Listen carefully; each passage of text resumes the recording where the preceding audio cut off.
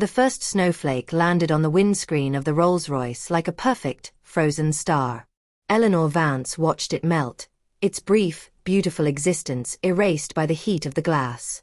It was a fitting metaphor, she thought, for the fragile peace of this family gathering. By the time they reached the castle, a blizzard was brewing, painting the Scottish Highlands in savage, breathtaking strokes of white and grey.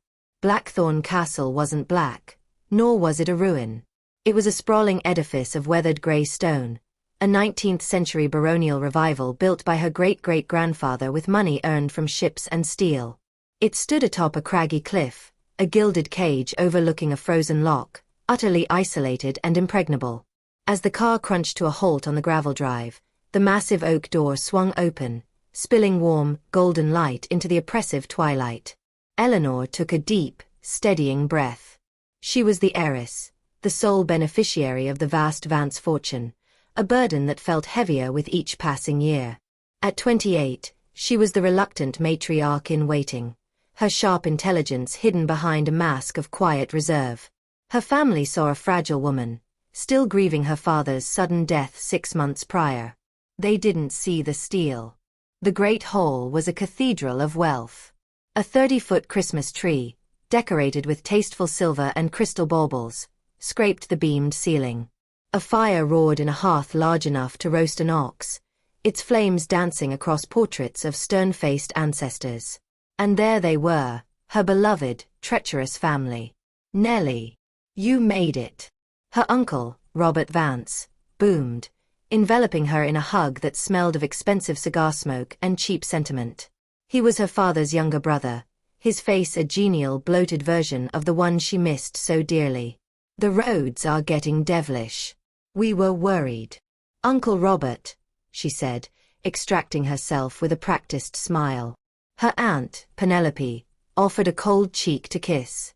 "You're looking pale, Eleanor. You should get more sun." Penelope, Robert's wife, was a woman whose elegance was as sharp and unforgiving as a diamond-tipped drill. Then there was her cousin, Sebastian, Robert and Penelope's son. Handsome, with the Vance dark hair and blue eyes, but with a perpetual sneer that marred his features. He was lounging on a chaise, scrolling through his phone, barely glancing up. "Cuz, ready to part with some of that inheritance yet? I've got a tip on a nightclub in Monaco." "Charming as ever, Sebastian," Eleanor replied, her voice even.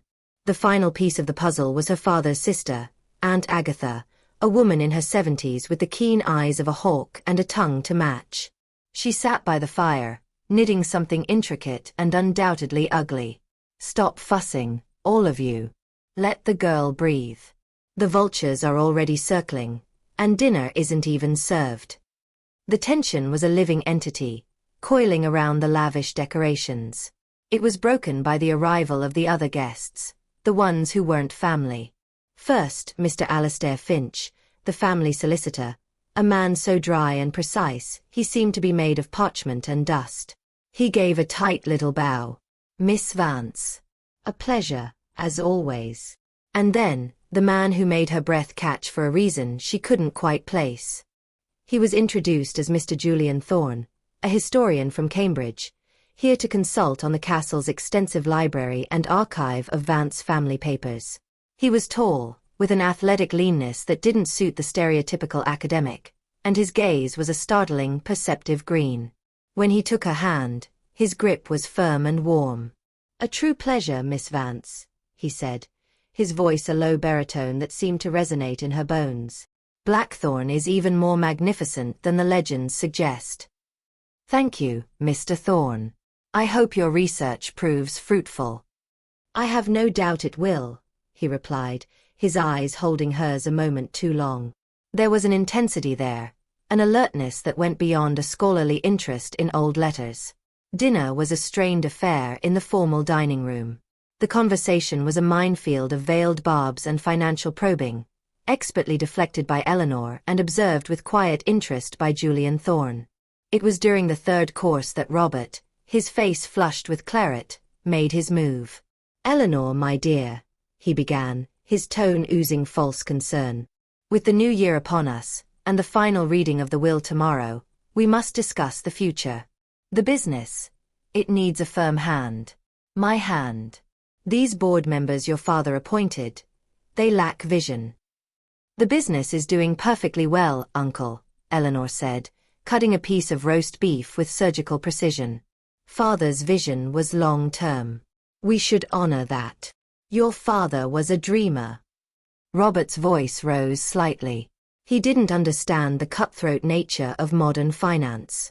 That's why he made such a spectacle of the Seraphina Comet. A hush fell over the table. The Seraphina Comet was the crown jewel of the Vance fortune. A flawless, 50-carat blue diamond, named for Eleanor's great-grandmother. It was kept in a high-security vault in London, but for this symbolic gathering, for the reading of the will that would formally transfer all guardianship to Eleanor, her father had insisted it be brought to Blackthorn. It was his way of saying she was the true heir, the new custodian of their legacy. It had arrived that morning under the tightest security. The comet is safe, Robert, Agatha said sharply. Unlike your sensibilities when you drink. The argument was cut short by the lights flickering. A low groan echoed through the castle as the power died, plunging the room into darkness save for the frantic dance of the fireplace flames. The storm must have taken down the lines. Julian Thorne's calm voice cut through the sudden panic. I saw a generator house on the way in. I can assist, if you'd like. In the chaotic half-hour that followed, as the backup generators rumbled to life, restoring power to essential circuits, Eleanor felt a cold dread that had nothing to do with the temperature. It was a premonition. It was confirmed an hour later when Mr. Finch, his face ashen, burst into the drawing room where they had all gathered for brandy. Miss Vance. Robert, he stammered, clutching his chest. The vault. It's been opened. The world tilted. They rushed to the small, fortified room in the castle's oldest wing. The heavy, modern steel door stood ajar. The intricate lock had been bypassed with expert precision. Inside, the custom-built display case was empty. The Seraphina Comet was gone.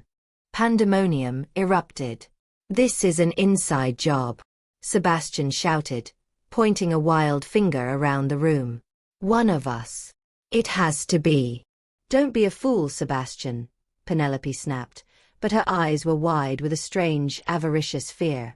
Robert turned on Eleanor. This is your fault. Your father's sentimental foolishness. Bringing the comet here to this mausoleum. Through the roaring in her ears, Eleanor felt a strange calm descend.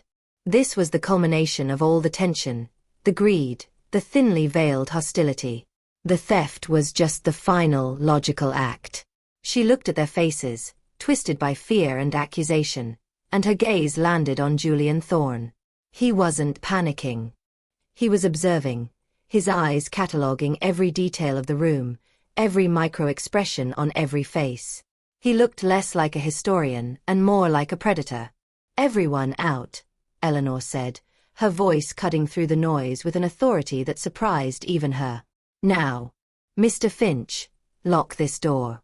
No one enters until the police can be called.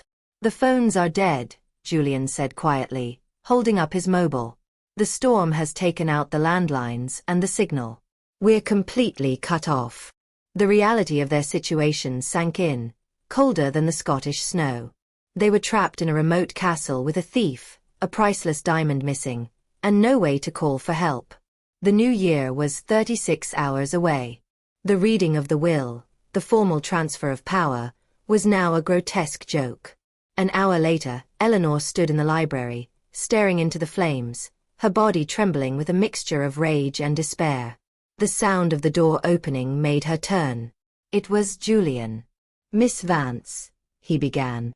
Who are you really, Mr. Thorne? She asked, not bothering to hide her suspicion. Because no historian I've ever met has eyes that noticed the scuff mark on the vault's floor or the way my uncle's hands were trembling. Julian closed the door and leaned against it. He studied her for a long moment, then seemed to come to a decision. My name is Julian Thorne. But I'm not here for the books. He reached into his pocket and produced a small, leather wallet ID. Detective Inspector Thorne, Scotland Yard. Organized Theft Division.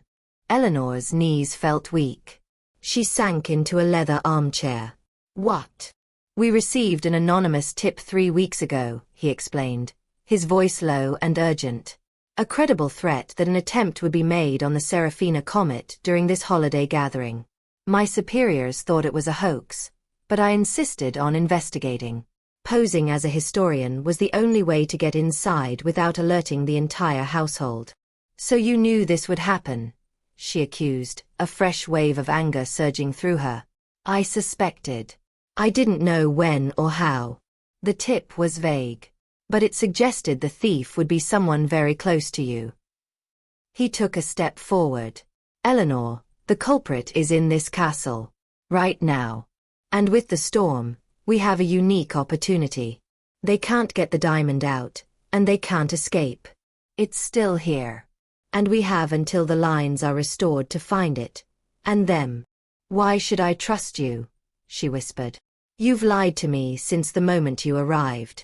Because I'm the only one here who isn't after your money, he said, his gaze direct and unwavering. And because you're the only one who knows these people, their secrets, their tells. I have the training, but you have the key. We have to work together. The word together hung in the air between them. She looked at him. This stranger, this detective, this man who represented both danger and her only hope. Her father's legacy, the symbol of everything she was supposed to protect, was gone. She had no choice. What do we do first? Eleanor Vance asked, her voice steady now, the heiress transforming into something harder, sharper. Julian allowed himself a small, grim smile. First, we establish the facts. The vault lock was picked by a professional. No forced entry elsewhere.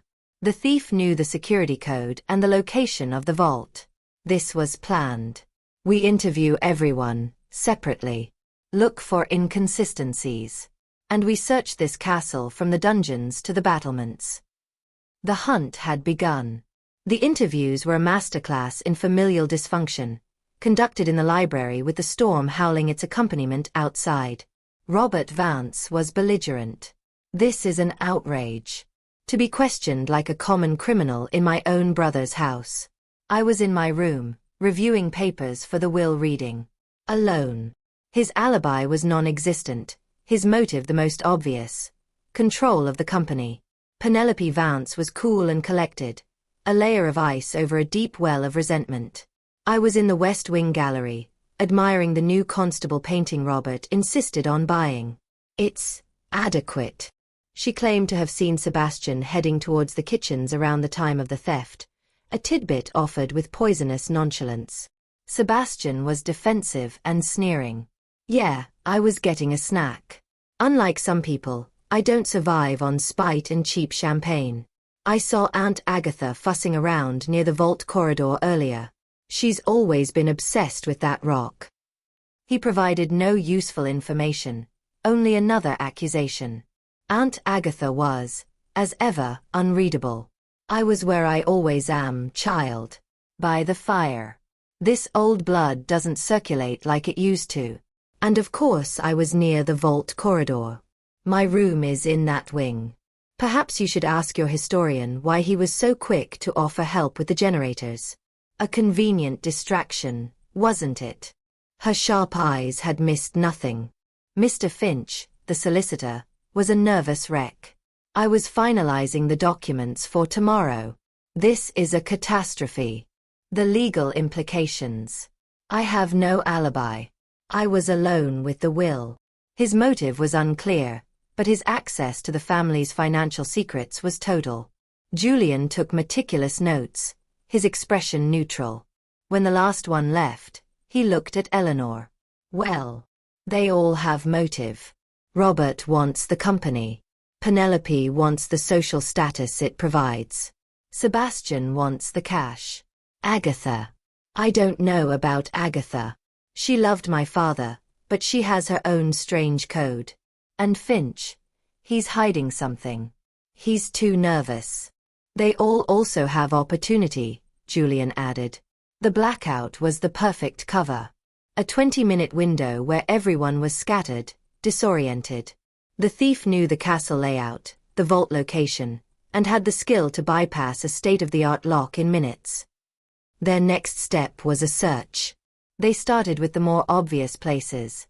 The bedrooms. It felt like a profound violation, sifting through her family's private belongings. Robert's room smelled of cigars and anxiety, and yielded nothing but financial statements showing staggering debt. Sebastian's was a mess of designer clothes and empty bottles, with a hidden stash of IOUs from some of London's most notorious gamblers. Penelope's was a shrine to herself, every surface covered in photographs and jewels, all costume, nothing of value.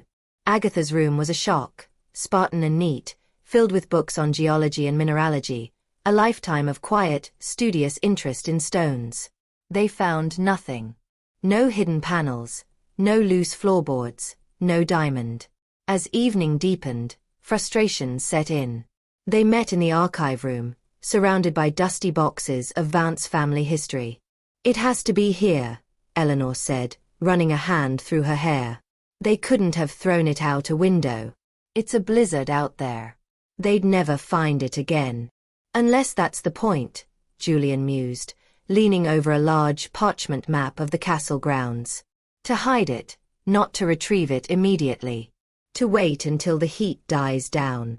He looked at her, his face illuminated by the single desk lamp. "There's something else. The tip we received. It wasn't just about the theft. It suggested the thief wasn't working alone. That there was a partner. Inside or out, we don't know. A partner." The word sent a new chill down Eleanor's spine. The conspiracy was deeper than she'd imagined. Just then, a scream ripped through the castle's silence. It came from the great hall. They ran, their footsteps echoing on the stone flags.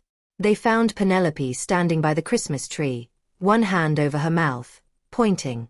Lying on the floor, half hidden by the lower branches, was a small, velvet pouch. The pouch the Seraphina Comet had been transported in. It was empty. But beside it, arranged in a neat line, were 3 items: a single pearl earring that belonged to Penelope, a monogrammed cufflink from Robert's dress shirt, and a slip of paper with Mr. Finch's handwriting, a line from the will pertaining to the Comet's guardianship. It was a message. A taunt. The thief was not only among them but was playing a cruel, psychological game, turning them against each other. "This changes everything," Julian whispered, his detective's mind whirring. "This isn't just about theft anymore. This is about revenge." The atmosphere in Blackthorn Castle curdled from tense to openly hostile. The discovered items were like thrown grenades, shattering any pretense of familial unity. Robert accused Penelope of staging the whole thing for sympathy. Penelope shrieked that Robert was trying to frame her to gain sole control of the estate. Sebastian muttered about crazy old Agatha and her mineralogy books, while Mr. Finch looked on the verge of a coronary, insisting his note must have been stolen from his papers. Eleanor and Julian retreated to the archive, the only place that felt remotely safe. "The partner," Eleanor said, the pieces clicking into a horrifying picture. "This has to be the work of 2 people. One to steal the diamond, another to plant those items. To create chaos. To divide us." "It's a classic misdirection," Julian agreed, pacing the small room. "While we're busy suspecting each other over the earring and the cufflink, the real thief is sitting pretty, the diamond hidden somewhere we'd never think to look." He stopped and looked at her. "Your father, did he have any enemies? Not business rivals, but personal ones. Someone who would want to humiliate the family like this?" A memory, long buried, surfaced in Eleanor's mind. A scandal, hushed up years ago. A junior partner at her father's firm, a man named Alistair Finch, who had been caught embezzling. Her father, a man of fierce loyalty and equally fierce principle, had refused to press charges, giving Finch a second chance. He'd been demoted, but kept on, out of a sense of obligation. The man had been bitter, humiliated. "Finch," she breathed. "It has to be Finch. He has the motive, a decades-old grudge. He has the knowledge of the security. And he was alone with the will. He could have easily taken that note. But does he have the skill to pick that lock? Julian countered. It was expert work. This feels personal, yes, but also highly professional. The partner, Eleanor insisted. What if Finch hired someone? One of the staff? But we sent them all away for the holiday. Her voice trailed off. They had sent almost all the staff away, except for the old groundskeeper MacLeod, who was nearly deaf and blind and lived in a cottage a mile away. Their theorizing was interrupted by a low, guttural sound from the hallway, the creak of the ancient grandfather clock striking midnight. It was New Year's Eve. The storm raged on, a white fury outside the windows. There would be no rescue today. They were on their own. Determined to break Finch, they tracked him to his room. He was packing, his hands shaking uncontrollably. Going somewhere, Mr. Finch? Julian asked, his voice dangerously calm. I cannot stay here another moment. This is madness. I'll take my chances with the storm. Before you do, Eleanor said, stepping forward, perhaps you can explain why someone with a grudge against my father would want to steal the symbol of everything he built. Finch's face crumpled. The carefully constructed facade of the dry solicitor vanished, replaced by the face of a broken, bitter man. A grudge. He ruined me. He held that mistake over my head for 20 years. A second chance, he called it. It was a life sentence of servitude. But I didn't steal the diamond. I wouldn't know how. Then who did you tell about the security protocols? Julian pressed. The vault code? The delivery schedule? Tears welled in the old man's eyes. I may have spoken out of turn. In a moment of weakness. At my club. There was a man. Sympathetic. He understood my predicament. What was his name? Eleanor demanded. I don't know. He said his name was Smith. It was just a conversation. Finch sobbed, collapsing into a chair. But then, a few days later, I received a note. It threatened to expose my past indiscretion, to destroy what little reputation I had left, unless I provided details about the castle's layout and the holiday schedule. I had no choice. So Finch was the leak, but not the mastermind. He was a pawn, his bitterness exploited by a professional. Smith was the partner. But who was he inside the castle? The lights flickered again, and this time, they stayed on, brighter than before. A low hum filled the castle. The main power was back. Almost simultaneously, Julian's phone buzzed to life, vibrating with a string of delayed messages. He looked at the screen, his face hardening. The lines are back up. I have a signal. He scanned the messages, his eyes widening. Eleanor, the tip. The anonymous tip to Scotland Yard. Our tech team just traced it. Who was it? She asked, her heart pounding. It was sent from a burner phone, he said, his gaze meeting hers, filled with a new, grim understanding. But it was purchased with a credit card. The card belongs to Sebastian Vance. Sebastian. The wastrel. The gambler. The one everyone underestimated. The revelation hung in the air, cold and shocking. Why would Sebastian tip off the police about a theft he was seemingly involved in? It doesn't make sense, Eleanor whispered, her mind reeling. Unless he was playing a double game, Julian finished, his detective's instincts firing. He hires a professional, Smith, to steal the diamond. But he's in over his head. He gets cold feet, or he's afraid his partner will double-cross him. So he tips us off, hoping we'll catch the thief and he can walk away clean, or even be the hero. But he never expected us to be trapped here, with the thief turning the game on all of you. It fit. Sebastian's massive gambling debts provided the motive. His intimate knowledge of the castle and family dynamics provided the opportunity. His weaselly, self-preserving nature made the convoluted plan tragically plausible. They found him in the billiards room, pouring himself a very large whiskey. His cocky facade finally cracked, revealing the terrified young man beneath. It was you, Sebastian, Eleanor said, her voice devoid of all warmth. He flinched, then tried to bluster. I don't know what you're talking about, cuz. We know about the tip, Julian stated, moving to block the door. We know about your debts. We know you hired a professional thief. The game is up. Where is the comet? The fight went out of Sebastian. He slumped against the pool table, the glass shaking in his hand. It wasn't supposed to be like this, he mumbled. I just needed the money. A man approached me in a casino. Said he could solve all my problems. All I had to do was get him into the castle and provide the layout. He posed as a new valet, sent by the agency. He was supposed to arrive yesterday. The staff we sent away, Eleanor realized. The thief had already infiltrated them. He came, he did the job during the blackout, and then he was supposed to slip away before the storm hit. But he didn't. The storm came early. He's still here. Hiding.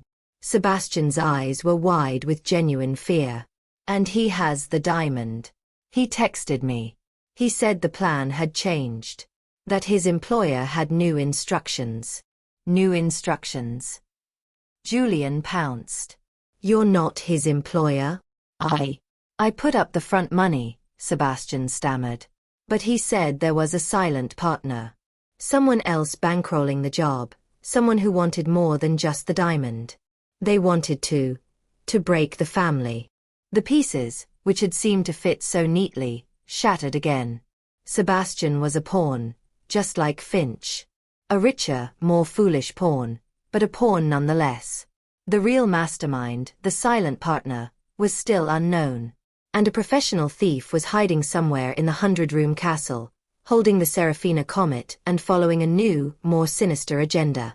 The grandfather clock began to chime, a deep, sonorous toll that marked the final minutes of the old year. Boom. 1. Boom. 2. Where is he, Sebastian? Eleanor demanded, her patience gone. Where is the thief? I don't know. He said he'd contact me at midnight. He said he'd be where the family's shame is buried. Boom. 3. Boom. 4. The family's shame? Julian echoed. But Eleanor knew. A story her father had told her once, a drunken confession about his own grandfather. A secret not in the archives, but in the stones of the castle itself. The old dungeons, sealed off for a century. A place where Vance had once imprisoned a business rival who had threatened to expose him. She met Julian's eyes, a silent communication passing between them. Without a word, they turned and ran, leaving a trembling Sebastian behind. They raced through the darkened corridors, down spiral staircases into the oldest, coldest part of the castle. The air grew damp, the modern wallpaper giving way to rough, dripping stone. Boom. 5. Boom. 6. They found the hidden door behind a rotting tapestry, forced open the rusted iron bolts. The corridor beyond was narrow and pitch black. Julian pulled out his phone, using it as a torch. The beam cut through the darkness, illuminating a small, circular chamber. And there he was. A man they had never seen before, dressed in dark, efficient clothing. He wasn't a valet, he was a ghost. He held the Seraphina Comet in his gloved hand, its blue fire extinguished in the gloom. And he was pointing a gun at them. Right on time, the thief said, his voice flat and professional. My employer will be pleased. Boom. 7. Boom. 8. Who is your employer? Julian commanded, stepping slightly in front of Eleanor. That's not part of the deal, the thief said. The deal was to take the stone, and to leave a message. He gestured with the gun to the wall behind him. Scratched into the stone, fresh and deep, was a single word, liars. Boom. 9. It's over, Julian said, his voice calm, his body coiled like a spring. The police are on their way. The roads will be cleared by morning.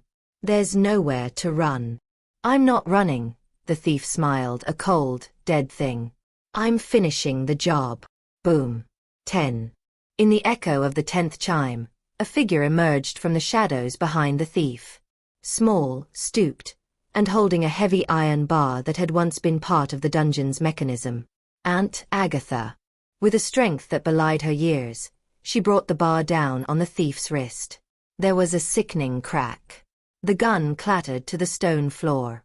The thief cried out in shock and pain, his professional composure shattered. Boom. 11. Julian was on him in an instant, a blur of motion, disarming him and pinning him to the ground. The Seraphina Comet rolled from his grasp, coming to rest at Eleanor's feet. She picked it up. The stone was cold, imbued with the chill of the dungeon and the greed of men. Boom. 12. Midnight. The New Year. Eleanor looked from the struggling thief to her aunt, who stood breathing heavily, her eyes burning with a fierce, triumphant light. You, Eleanor said, the final terrible truth dawning on her. You're the silent partner. Agatha leaned on the iron bar, a queen with her scepter. Not a partner, my dear child, she said, her voice clear and strong. The architect. He worked for me. The world seemed to hold its breath. The only sounds were the thief's pained grunts and the fading echo of the clock chimes. Why? The word was torn from Eleanor's throat. They had moved to the library, the thief, whose name was revealed to be Silas, handcuffed with zip ties from the utility room. Julian stood guard, his phone finally connected to a frantic Scotland Yard. The storm was abating, and helicopters would be there at first light. The Seraphina Comet lay on the desk between them, its beauty now tarnished by the ugliness it had unveiled. Agatha sat in the high-backed chair, sipping a brandy she had poured herself, utterly composed. Your father was a good man, Eleanor, she began, her gaze distant. But like all the Vance men, he was blind. He believed in legacy, in honor. He didn't see the rot. Robert is a fool, drowning in debt and self-pity. Penelope is a social climbing viper. Sebastian is a weak-willed gambler who would sell his own mother for a favorable hand. And Alistair Finch, a sniveling coward who never had the spine to be truly wicked. She took a slow sip. This family was a gilded shell. A beautiful facade hiding a core of decay. Your father's death was the final straw. He left it all to you, the only one with a shred of his integrity. But he left you surrounded by piranhas. They would have picked you clean, piece by piece, until nothing was left.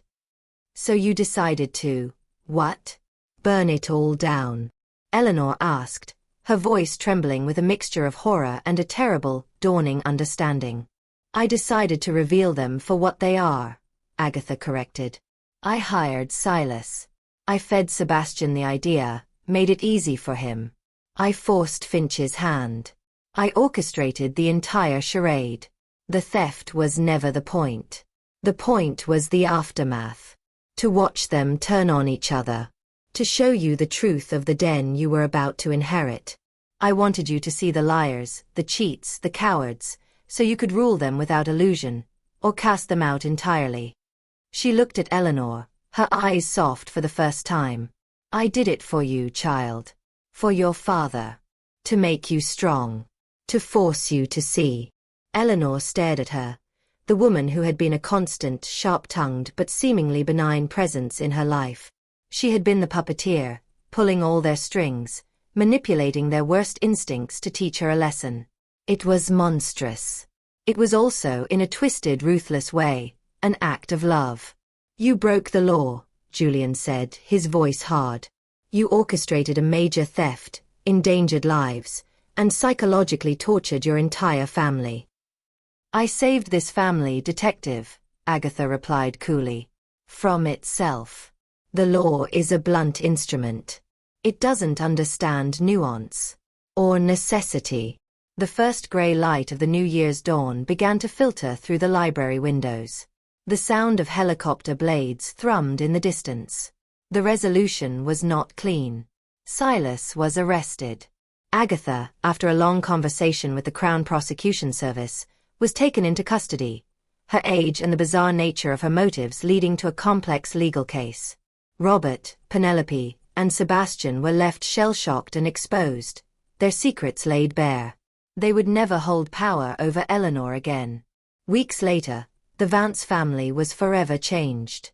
Robert and Penelope, their finances in ruins, moved to a modest home in the south of France.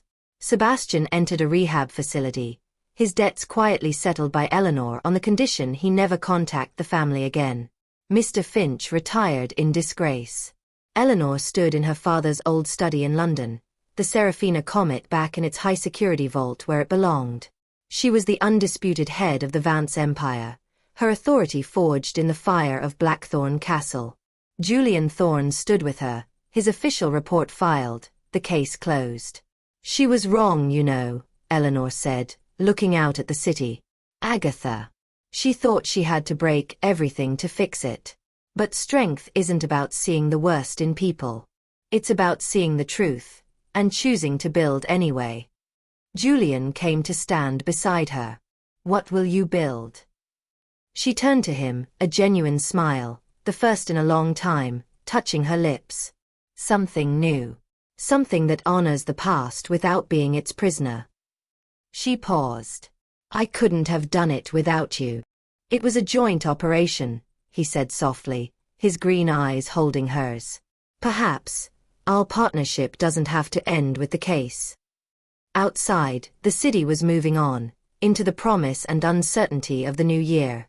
Inside, surrounded by the ghosts of the past and the potential of the future, Eleanor Vance felt not the weight of an inheritance, but the lightness of a beginning. The end.